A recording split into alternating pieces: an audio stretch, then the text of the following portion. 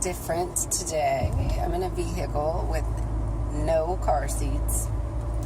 That's because I'm driving my husband's car. I'm on my way to get my MRI, and I am in my husband's car, and he has a car. I drive a van, okay? So this is very different for me. It's kind of weird. I'm low to the ground. I'm not feeling too authoritative on the road this morning, but it's pretty early for me to be out. Usually I'm at home right now, packing lunches, cooking breakfast, getting the boys ready for school. Well, about to get them ready for school. But my husband's going to be doing that today. Y'all pray for him, okay? I got everything laid out, including breakfast cooked, except for the eggs, because I don't like eggs warmed up. I like eggs freshly prepared for my babies. So other than that, breakfast is made, lunches are cooked, clothes out, down to the underwear, okay? Mama don't play. Gotta make sure her baby's gonna be all right. So headed to get my MRI. Not sure how long it's gonna take. Time just varies. Anybody out there that's ever had an MRI before can attest to that, I guess. So no special dietary restrictions, but I did not have coffee this morning. I decided, took it upon my own dear self to decide not to have coffee. I don't want to be jittery or anything like that. I want to just be like I am now, half awake, half ready to go back to bed, so that I can be more relaxed, I guess. And then after I'm done, I'll go to my husband's office downtown, get my van, and,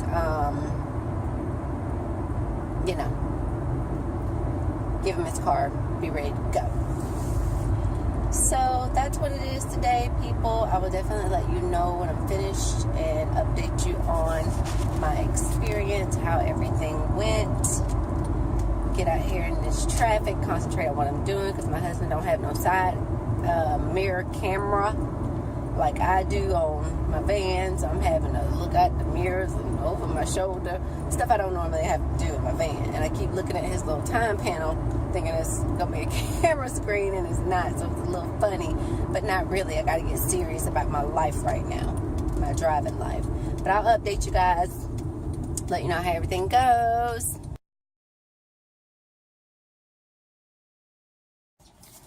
Okay, I'm done. If you've ever had an MRI, look at these. I think this might be some stress.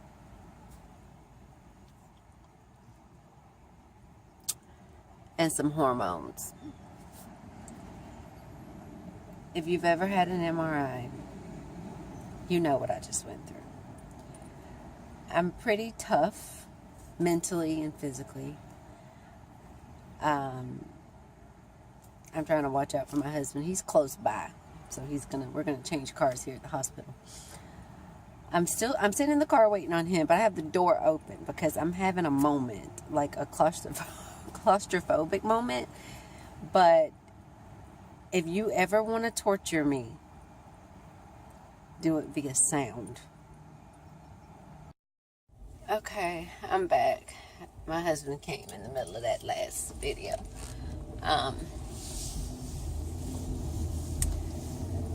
But yeah, so I'm back in my van.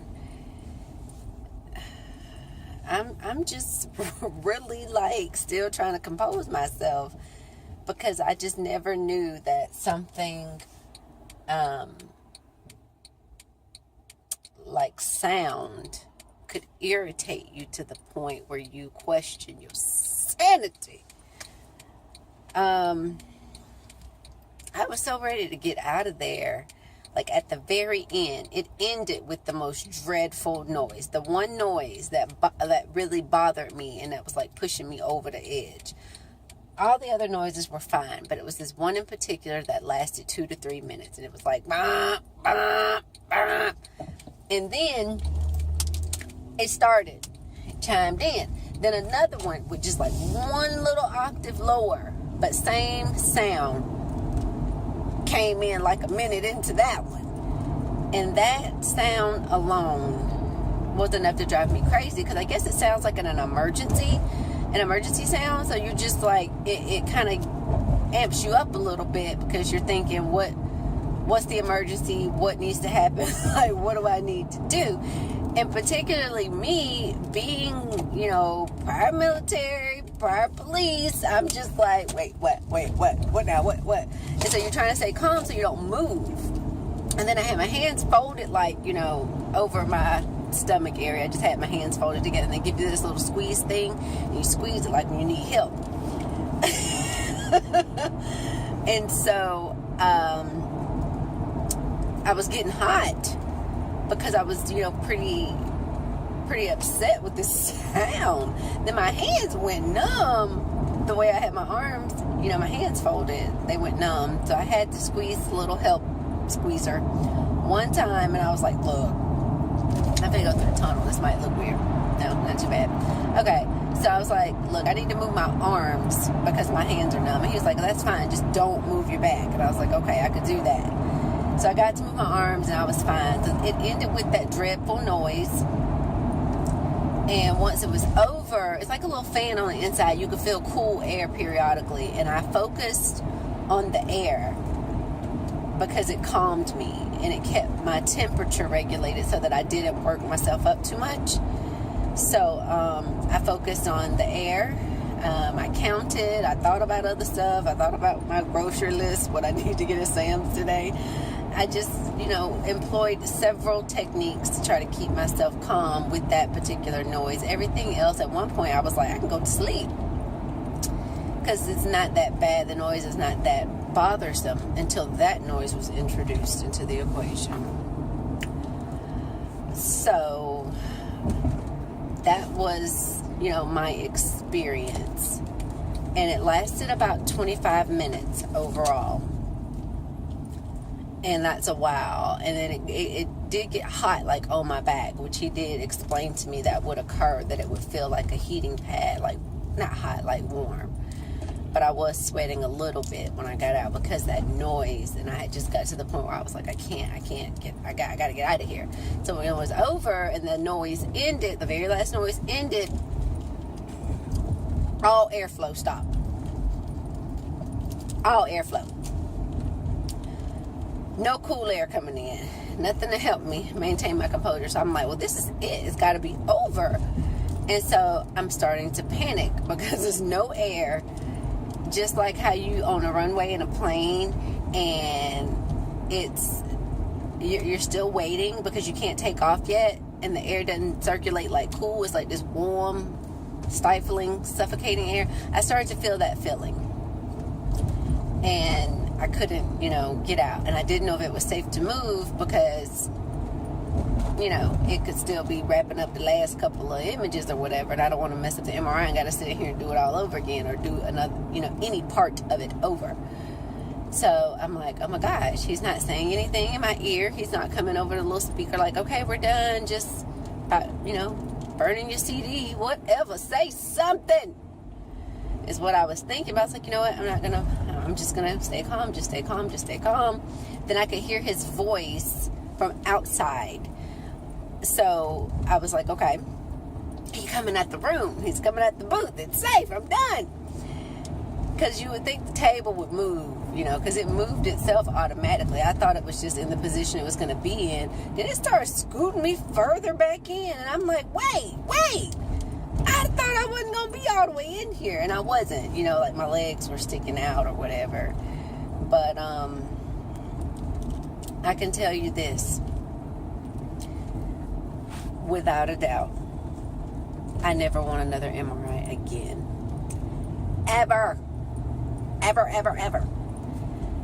Never, ever do I want to go through that again.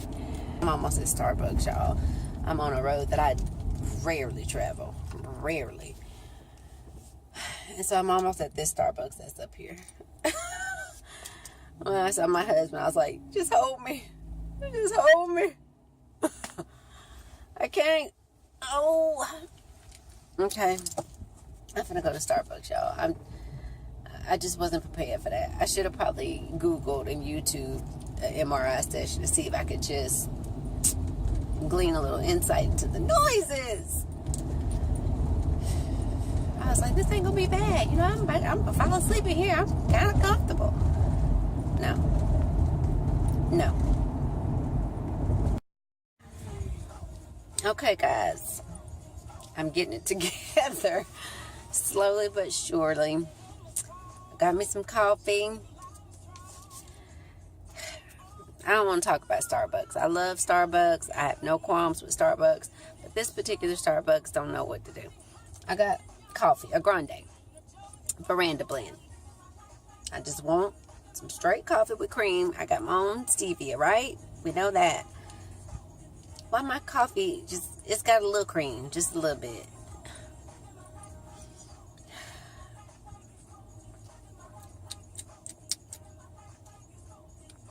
I'm about to go on Aldi. I'm gonna leave my coffee in here simply because it's just not the bomb right now. So here is my Aldi haul. How can you call it a haul though when you just got a little bit? Anyway, I got this pepperoni and sausage pizza, take and bake. They had just marked them down to $1.99 because they have a lot, so I got that. I got some chicken, spinach and feta chicken sausages to try, which was the most expensive thing. No, it wasn't. Almost the most expensive thing that I got. Let's see. They were $2.99. I got some almond butter, $4.99. That was the most expensive thing that I got. These bars, which are kind of like the Atkins bars, and I love the Atkins bars. 2 net carbs. This is the one that tastes like Snickers, so I hope it's good. I usually buy these at Walmart, and they are very expensive. But these bars were $3.99, so that is good. Strawberries, of course. They were $1.49. They had Pop-Tarts brand, but I want to try this brand to see what it's like. My kids and my husband eat this brown sugar and cinnamon flavor, and they were $1.99. And then lastly, I got this wine.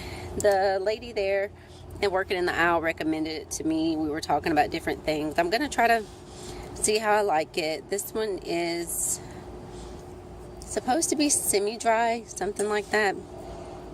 I don't know. It says dry down here though. I don't know. But anyway, she said that it would be good. And I like that it has the food that you can eat it with, temperature that it's best served at, and that information. So I'm gonna wrap it up in my sweater. And the wine was $4.49, so that was a very, very good price for that. And now I'm gonna head to Sam's. I was still unable to get my butternut squash. Nobody has it. I can't find it. I gotta get it. It's on the menu for the week. All right, my coffee's better now that it's cooled off, but it's still not up to par cream wise. So I just went in there to see what I could see and ended up getting a few things, but I've got to start shopping here like on the regular. Like, that's my new thing. I was gonna do that now, you know, with my veggies, but what happened with Walmart, so I didn't. Okay, it's getting better.